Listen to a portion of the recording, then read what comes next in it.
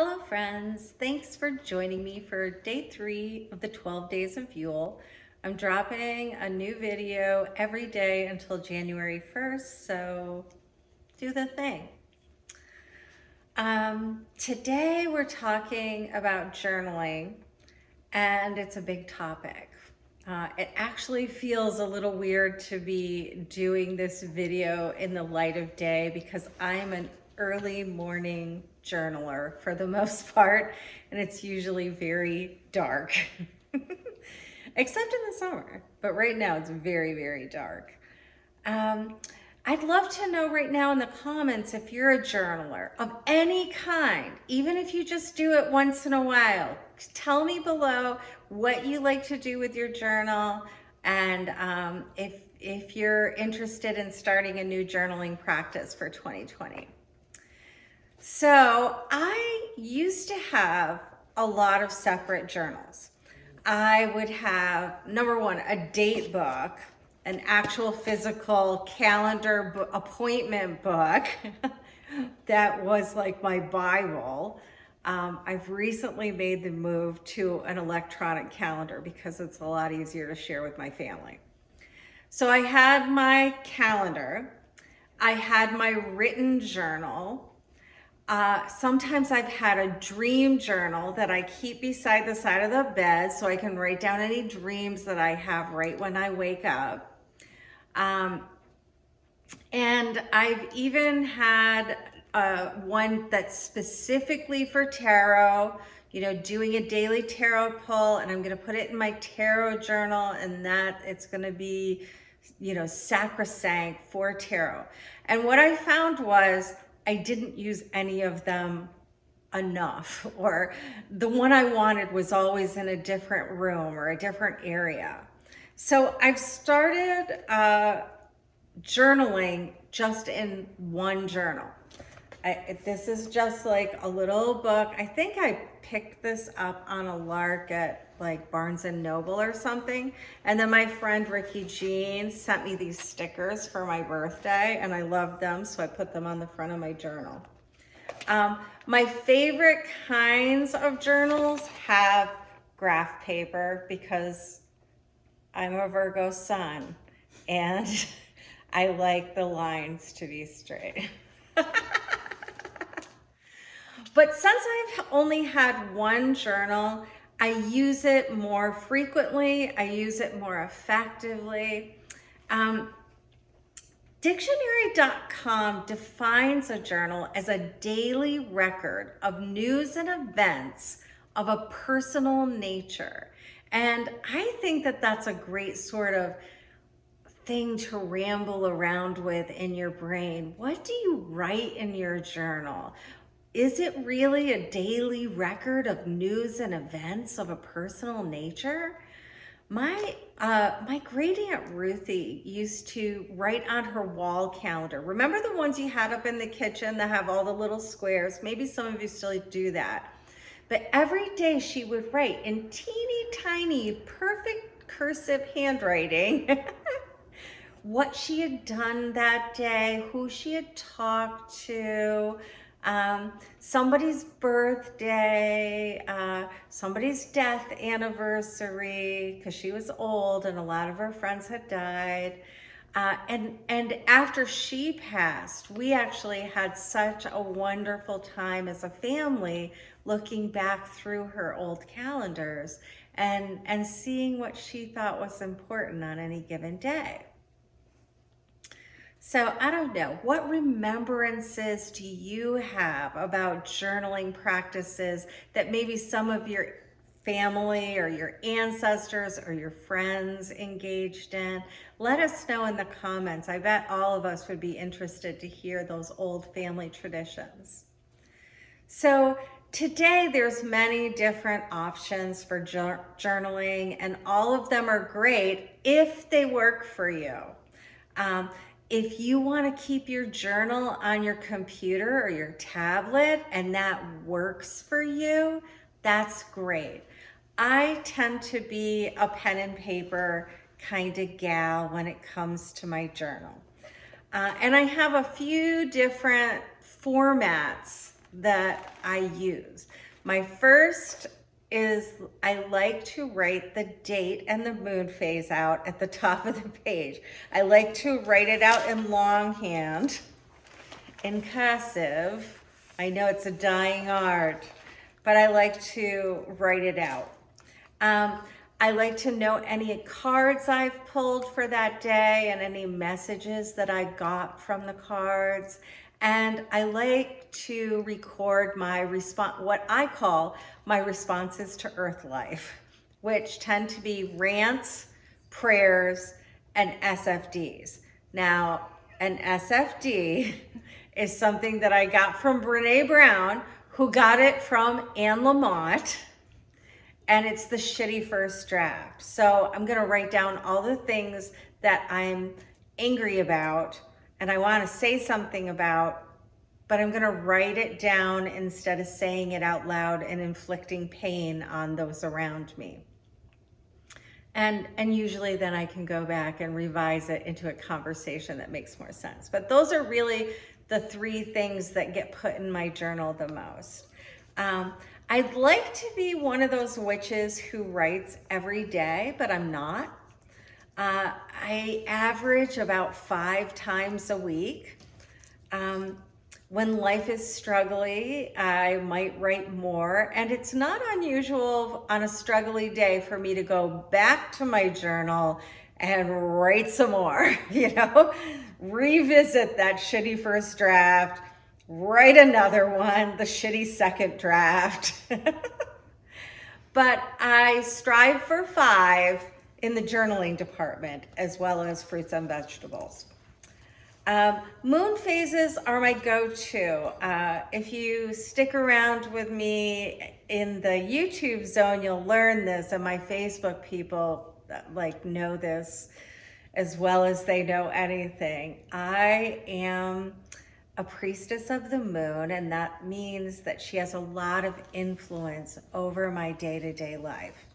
So if I start out my day recognizing what phase the moon is in, what sign it's occupying, if there are any other things influencing the moon right then, like,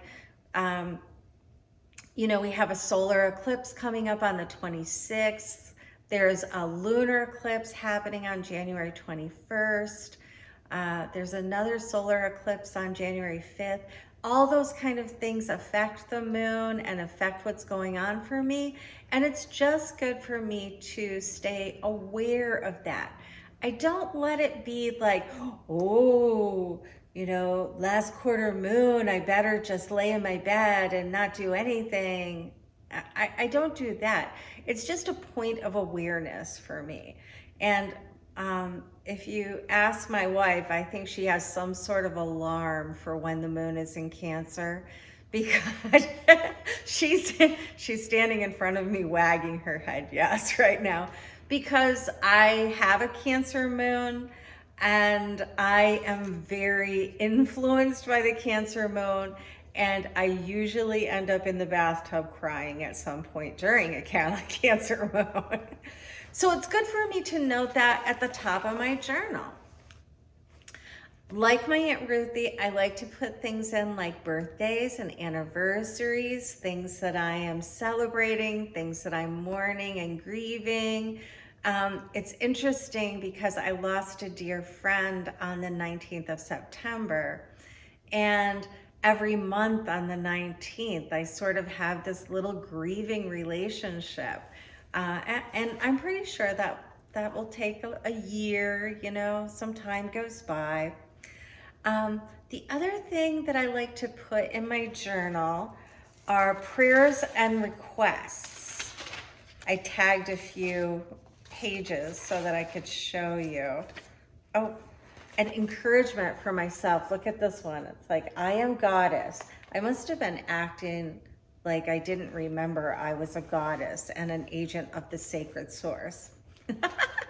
So I drew myself a little picture to remind me of that.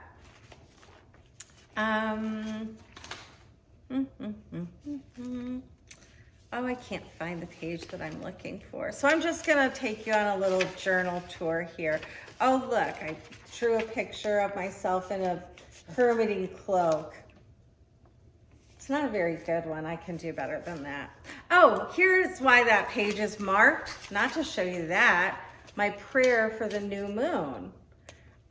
That morning I got up, it was a new moon, and I wrote out my prayer. Let's just see what it says. Dark Lady, keeper of the great mysteries, lead me through the passages of my soul's contract. May I have faith in the light while walking into the dark. Hold my hand, anoint me with the compassionate elixir of life. Guide me, illuminate me from the inside out. Direct my footsteps and sing songs of encouragement. I love you and I am listening. Blessed be our collective light. You know, so these are the kind of things when I get up in the morning, I receive the guidance, I jot it down in my journal, and then I can, I have it forever. I have it forever and ever. So the only other separate journal that I have right now is a little art journal. Oh, here's much more better art. This goes in my art journal. And it's been sorely neglected. And I really just get one of those cheapo sketchbooks from Michael's. And it's just a place where I draw pictures of trees. You know, sometimes Amy and I made a little list. I do doodles. There's all sorts of things. Oh, I write spells in my art journal. So that's the other journal that I have currently, as if I have some artwork going on. The other thing I like to do is that I like to write in my journal with markers. Don't you love my marker bag? It says more feminism, less bullshit. It's a nice way to start the day for me. But I keep my markers with me so that I can write in different colors, because some days I need to write with purple and some days I need to write with blue and sometimes I need to write with teal. And the colors are really important to me. Quinn Singer from the New Indigo does a lot with color. I'll put a link to her site in the description below, because she's really good at working with color. I would love to see where Venus is in her chart, because she's such like a beauty and magical, you know, conjurer of delight. So I'm gonna link you to her. So one of the truths about my journaling practice is this: sometimes I suck at it. It's true. And it's usually at a time when I should be writing more. Usually if I'm not writing in my journal, it's because I'm depressed. I tend to shy away from my journal when I'm depressed. Angry, yes, I'm always gonna write in my journal. Confused, yes, yes, yes. Offended and resentful, always, many, many pages. But when I'm depressed, my brain tells me that I don't have anything worth writing down. And that just is what it is. But you know what's telling for me is that when I go back through my journal and I see, oh, I haven't written in a long time. Or if I'm going back through old journals and I see this big gap in dates, I always say, oh, yeah, you were depressed. You were depressed there. And I send a little self-love, self-care, all that kind of stuff. I try not to beat myself up about being depressed, because sometimes I am, and that's okay. That doesn't mean that I don't do the things that I do to care for myself when I'm in depression. It just is a noticing and a not judging myself, and certainly not shaming myself around being depressed. words are hope for me. And so after an absence from my journal, when I've realized that I was in a bout of depression and I come back to the page, it's so helpful to me to write messages of hope and encouragement to myself, to offer that support on the page, and to be able to go back and read my journals, see the long lapse, and then read what I write to myself afterwards. It's incredibly helpful and incredibly healing. So let me know in the comments, is there a time when you're more likely to journal? Is there a time when you're less likely to journal? And do you beat yourself up about it? I would really like to know that. So, you're also likely to find in my journal meeting notes, and like, look at this, phone call with Suzanne. Suzanne's my children's other mom, and I have a little list of the things we talked about, because once again, when I had all these different books all over the place, they didn't work for me very well. So you have to make it work for you. I also have like little things that I need to remember. This was a go back in and add on. It says emotional granularity. Sometimes confidence takes on different nuanced form. Today, confidence feels like grace, faith, and commitment, a covenant of love. So I was thinking about this concept of emotional granularity and the word confidence, and what was confidence really doing for me. So there can be anything. There can be grocery lists in my journal. There can be wish lists and, you know, little to-do things that I have crossed out. All of it goes in one book. That's what works for me. There's a couple things that I would like to add to my journaling practice in 2020.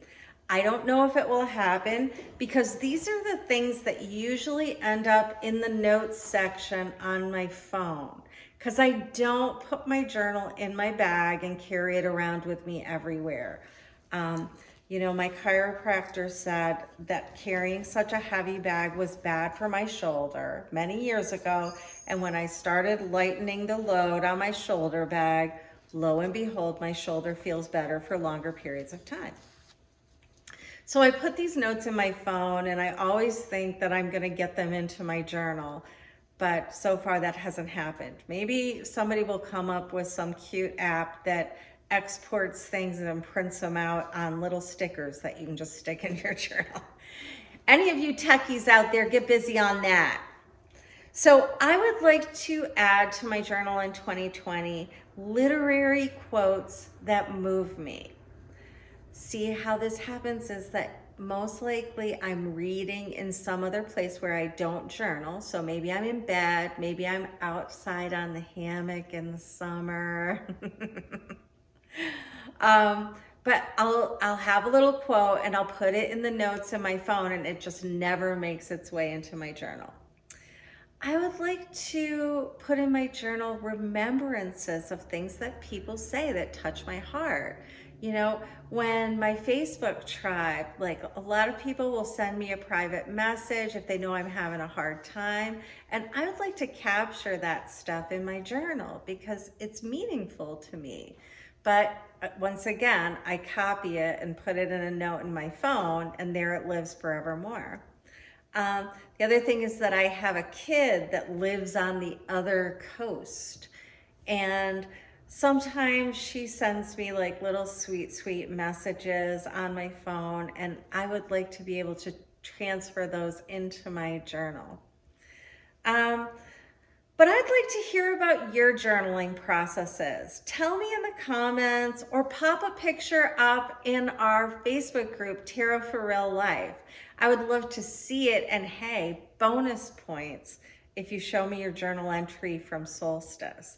You know, it's just a few days ago. Go back, take a little picture, pop it up there, and just I would love to hear what you do now and what you aspire to in 2020.